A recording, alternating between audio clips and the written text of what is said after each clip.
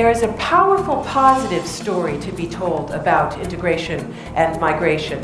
It's the story of migration not as a burden, but as an opportunity that enriches cities culturally, politically, and economically. So the first step wasn't to say that integration is a top priority for the city, and the mayor established a department for integration policy, which had the task to implement the goals of the Pact for Integration.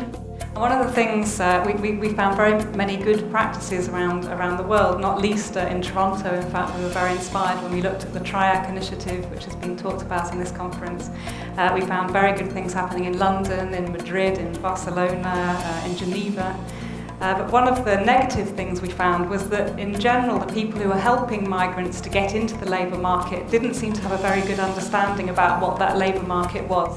In the study, what we found was some very good examples of initiatives that were taken that brought the two things together, whereby the early learning environment was used in a way not only to teach the children, but to involve the parents in teaching the children, and through that process, actually the parents picking up critical language skills and becoming mentors, both for their own children, but also for other parents. I think those initiatives that kind of engage with parents quite early on.